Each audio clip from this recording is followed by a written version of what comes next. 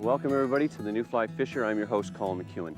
In today's show, we're going to be doing some stillwater fishing for big rainbow trout. We're here in western Manitoba in the Parkland region. It's just outside of Russell. I'm here with John Ury from the Northern Angler, and he's going to take me out and show me how to do some deep water tactics using different types of flies for these big rainbow trout. It's early in the morning. It's going to be a great day. Stay with us.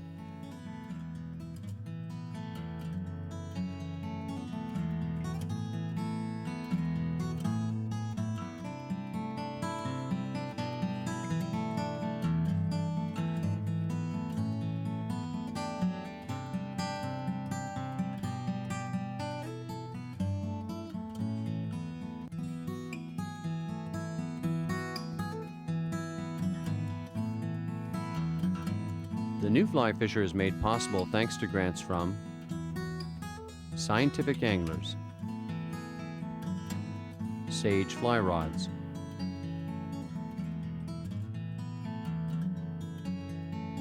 Loon Outdoors, Orbis Sporting Traditions, Frog Hair Products, Scott Fly Rod, Water Skeeter, Islander Fly Reels, Clackacraft, R.L. Winston Fly Rod, and viewers like you. Today we're fly fishing near Russell, Manitoba. Russell is located approximately 4 hours west of Winnipeg and near the border with Saskatchewan. This region has become very popular with stillwater fly fishers because of the abundance of productive lakes in the area. Easy access to fertile lakes with pike, rainbow and brown trout, and even walleye are within a short drive of Russell. The fly fishing for trout has become particularly popular with anglers from North Dakota and Minnesota. John Ury is the owner of Northern Angler Fly Shop and is my guide for the day. A passionate stillwater trout fisherman, John is going to teach me some techniques for taking large fish on a fly. These techniques and patterns used here differ from other stillwater lakes in Canada and the United States.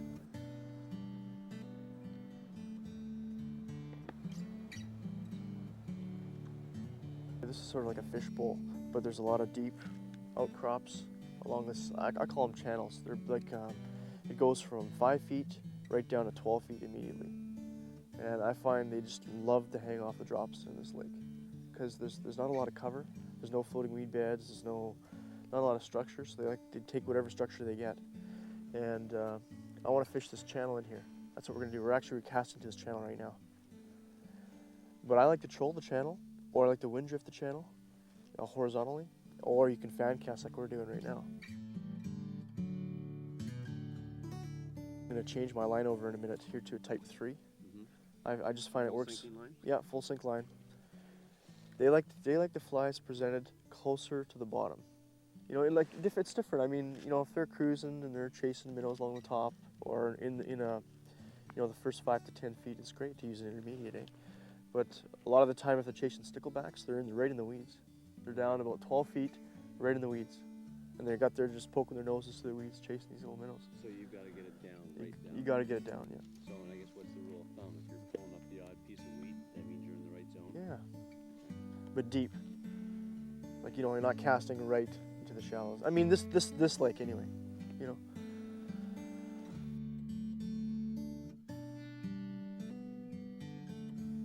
This lake has a lot of different.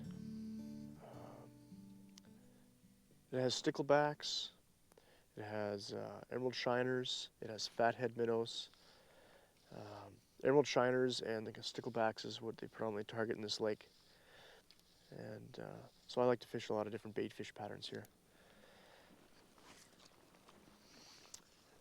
And I fish the emerald shiners. They tend to be a little faster, you know, and there's like a schooling type minnow. So I like to fish them a little faster with quick, fast strips. Look at that rise right there. And the sticklebacks I like to fish really slow. I'd like to do a lot of wind drifting with sticklebacks. And I like to put it right down on the bottom, right into the weeds, and real slow movements. And I was telling Colin that this earlier today that like that wind drifting is really effective because it just gently drags you across, and you get that nice sweeping motion across the bottom. This corner here, it had a nice deep trough or channel. It goes from like 5 feet down to 12 feet, and I like to hang out in that trough. I'll either troll that, or I'll wind drift it, or I'll cast to it. So that's what I like to do with that. And I guess the other types of forage in this lake, like any of these lakes have, you know, it's got a heavy insect population. Lots of dragonflies here. So I like to fish dragonfly nymphs. I usually fish that more in June though, and that's a lot of fun. And you got your damsels and you got chronomids here. The chronomid hatches usually happen like in June, and they kind of go out throughout the summer. But June are more. The hatches are heavier in June here. Ooh, that's a nice fish. You know, like this is a drop off, and right around this there's a channel that wraps around this point, and just basically hanging off this drop, and they're ambushing, you know, minnows. Now you're using, you said, about a 10-foot leader, and you're using 10-pound tippet. 10-pound tippet. And that's because these fish strike so hard, right? They strike hard. Yeah. You hit that like a freight train, didn't you? Yeah. I Well, your rod jump, and I thought you snagged something. well, you know what's kind of funny is, as I wasn't doing a heck of a lot. I was fishing it really slow. I just cast it out, and it was falling basically, and I was just twitching it. You know, I wasn't really fishing yet. Isn't that when they bite, eh? Okay. You know what, I'm just gonna get this in. You want to bring them over here? Yep. I got them all wrapped up here. Knocking everything out of the back of my tube. I got a nice, beautiful knot. Isn't that nice? You got one in your line there? Just great. Well, that's the problem with the intermediates or the full sink lines that, you know, they will do that. I don't want him to take a nice run here on me and blow this to pieces. Okay, here we go. Yeah, you're right. These do tend to stick.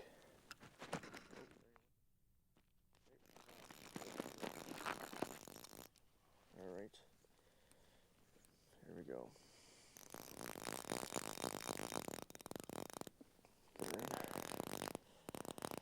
So now I'm gonna give you this fly. You deserve this fly. It's had three bites, three hits. Now we should explain to everybody that I had this fly. You said this one doesn't work good, Colin. I'll take it, and you have this other one. It works much better on this lake. Yeah. You hosed me. I'm sorry. Well, you didn't want it. Okay. All right. Good stuff. Fish. Beauty. It's not. Okay. This fish is only maybe a year and a half old. Yeah, this isn't a real big one, is it, compared to some of the ones we've seen porpoising? No. Okay. Here, let me just bring it up here. All right. Second. Let's pull this out of here. But I am gonna switch your flies. Force up there? Yeah, I do. This, There we go.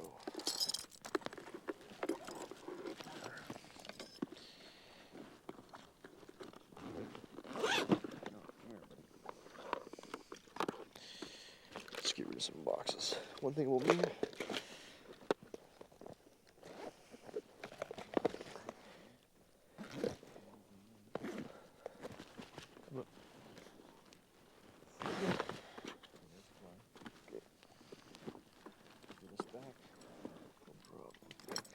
Oh, he's going for a spill.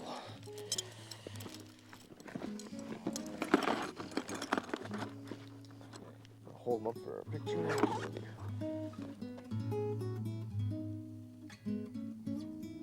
Nice. Good. That's right. well done. First Right. fish. You got a problem there? We'll just... Now for the sticklebacks, I use Doc Spratley a lot. That's a BC fly, but we've modified it to give that nice model effect. We use guinea fowl and we kind of put it on top. For a lot of the emerald shiner patterns, we've just kind of made our own creations. You know, woolly buggers with lots of light-colored emeralds, and we'll like two-tone them. You know, just to give that nice minnow profile. I use a lot of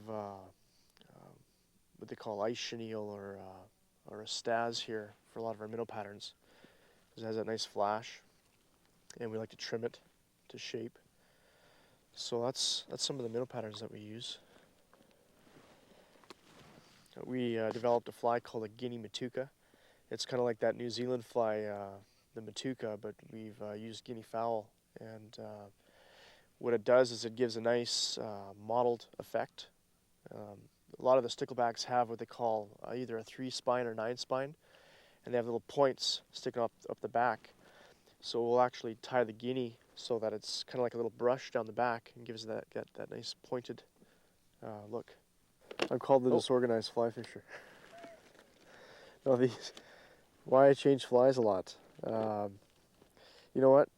I've learned that if you don't change flies and try to find out what they want to bite on, you're just not going to catch any fish. So I'm always constantly changing. Sometimes when you have like dead water and you don't have anything that you can kind of have an idea of what they're actually feeding on, you just have to keep trying different flies. And I fish a lot of attractor patterns sometimes, and I just try to, just try different stuff. Yeah, it's a good fish. I have to keep some tension on him. He's charging me here. Sorry, guy. That's a common way to lose them, though. In fact, I lost one the other day, and the fish charged me, went right at me full bore, and I just got a little bit of slack. Yeah, I give him no slack when I fish. If I got a kick, I'll kick, eh? Yeah. And this is the thing. This is why I think a lot of guys like to strip, but this guy's not like running away from me, So, and when he does, it's gonna wreak havoc because he's close. That's a nice fish. Yeah, it's a good fish. Nice dark color. Out here. Ooh, she's not done yet. She's gonna be looking at me in a second here. Now that fish was where I just lost that other one. It was just on the drop-off, and we saw that big pot of minnows. So these guys are probably on the edges picking off stragglers. Yeah. This is a big fly I put on here. Okay, I'm gonna try to bring her in here soon here because she's gonna kick off. You ready? Head up. Okay. Oh, Got her. nice. Oh, Got her? Big fish, yeah. Whew. Okay, well done. Thank you. Okay, nice fish there, John. Look at the colors on that. Now, what strain are these rainbows in here? You said there's 2 strains? Yeah, this one here, it looks like it's Sacramento. Sacramento, eh? Yeah, you remember I was telling you the Kamloops like to run? Uh-huh. And like the steelhead Kamloops, they run and jump. These Sacramentos, they just like to kind of sit on the bottom and just bulldog. We barely hooked them, by the way. Just popped out in the edge. Excellent. Okay, now we got that now. So you can do this without losing Yeah, the you fish can. too quickly. You hold them up for the Okay. picture. Show everybody at home. It's a nice, thick, healthy fish. Okay, he's not going to stay here too long. Oh, you got him off? Yep. Okay. How's that? That's beautiful. Isn't that wonderful? Okay, just drop your net there. Okay. Slide him in, and there he goes. Excellent. Nice fish. Hey, that's the first big one today. Well done. Let's Thanks, get some Colin. more, because I know they're there. Oh, they're there. And were you stripping fast or slow? It's fast. Fast. Yeah, I picked think her up. that's it. Yeah. Okay. Picked her up, just like you said. One key technique John has shown me is rod position. Rod position is critical in stillwater fishing. You need to keep your rod tip way down during the retrieve. This will give you a tighter connection to your fly and also more leverage for setting the hook should you get a strike. Fish on.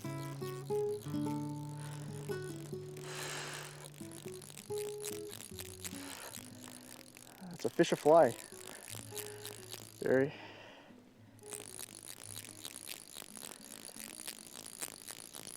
Ooh, she's running deep. Okay.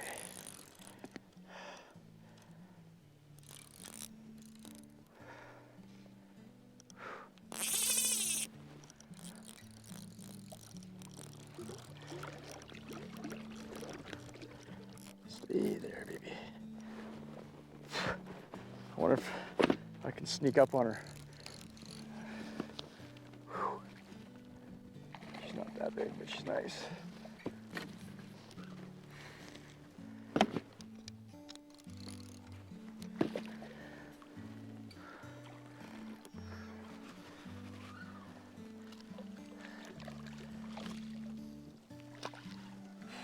Sure strong fish, eh?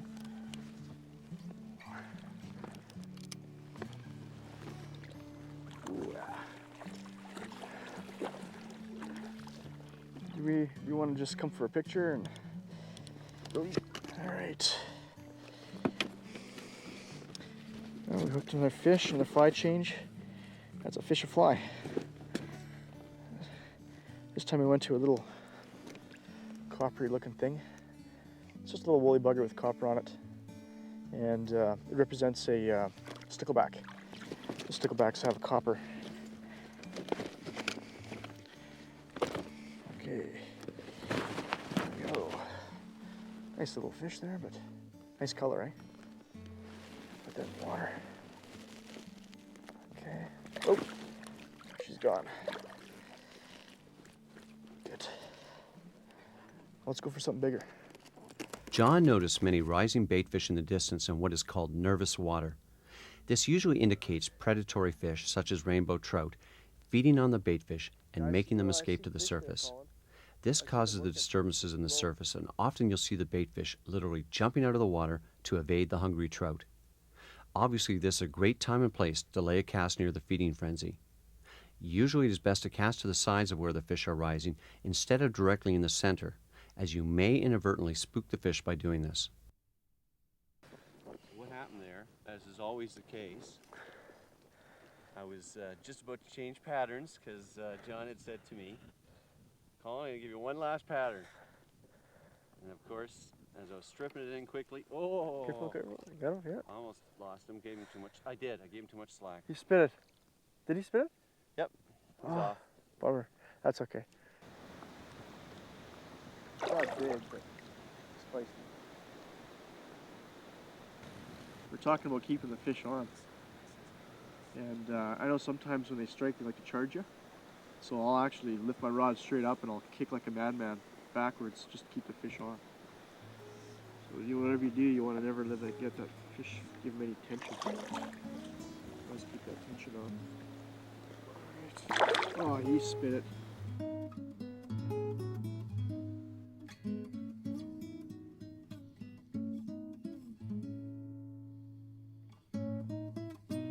Well, this favorite spot right by the beaver dam here, it tends to be a little honey hole here, or hot spot. They just tend to sit there and pick off minnows as they're coming through the sticks.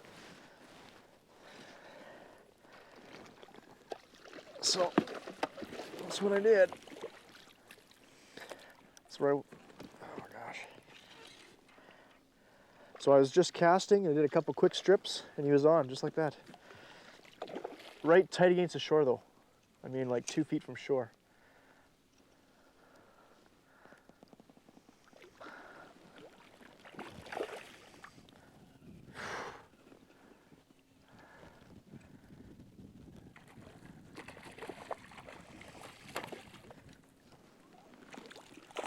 Oh, he's fat. Short and fat. This is a minnow eater for sure. Okay. Ouch. Okay. Flies out. I can do this with one hand here. All set? Okay. There, she's a beauty. Not about 16, but nice and heavy. There we go. There she goes.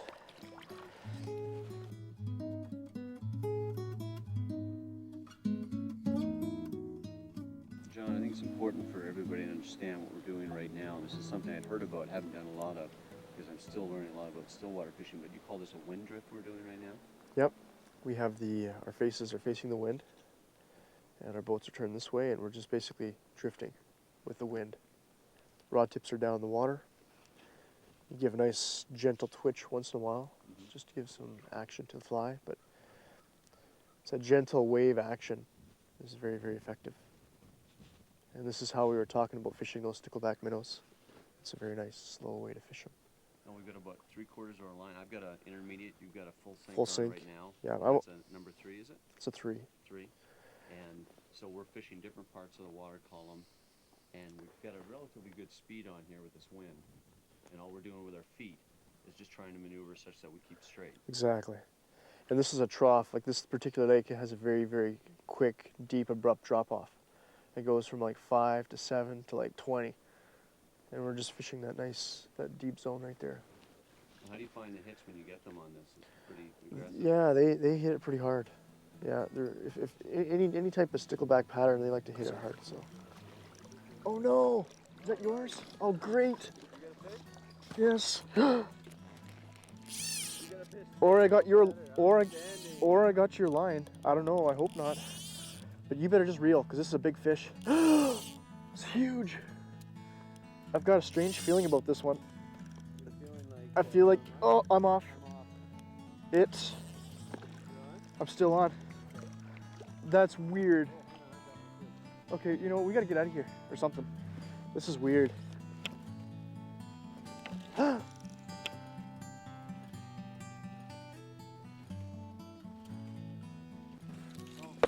No, that was a big fish. This is sick.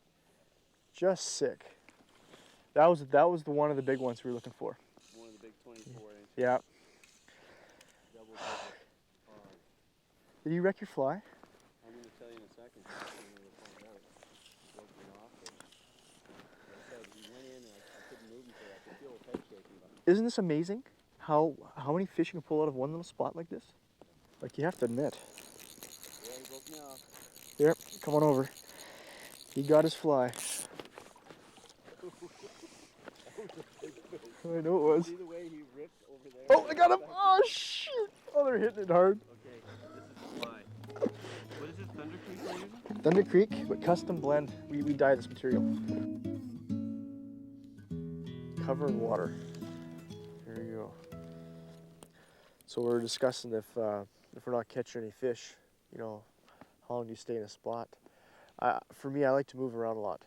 And, you know, if I'm not catching anything in that particular spot, we just move. We were speaking a little bit earlier about fish always being concentrated in the shallow areas. And sometimes I find I'll actually just pick up and move right across the center of the lake, move across the other side, and we'll end up catching fish right in the middle of the lake. You know, so they'll either be schooling minnows in the middle or just being suspended down by the thermocline towards the middle because it's cooler, because there's underwater springs more in the center of the lake. Just a few other ways to go.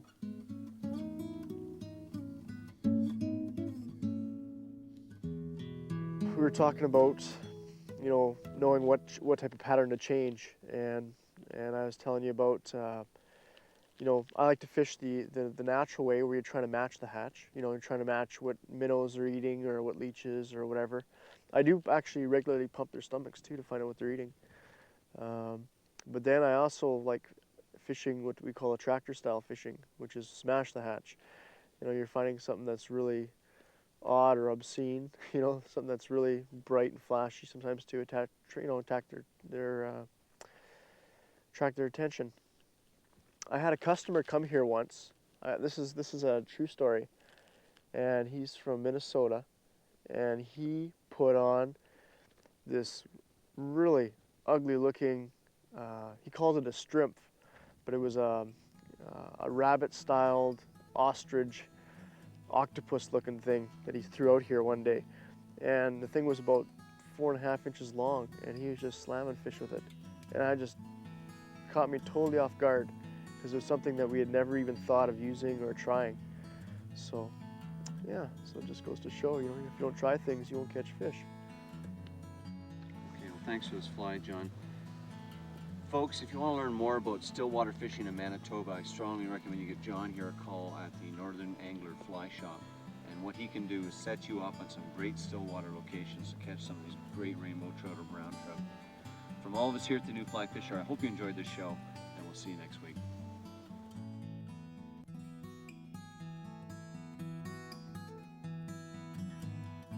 The New Fly Fisher is made possible thanks to grants from R.L. Winston Fly Rod, Clacka Craft, Islander fly reels, water skeeter, Scott fly rod, frog hair products, Orvis Sporting Traditions,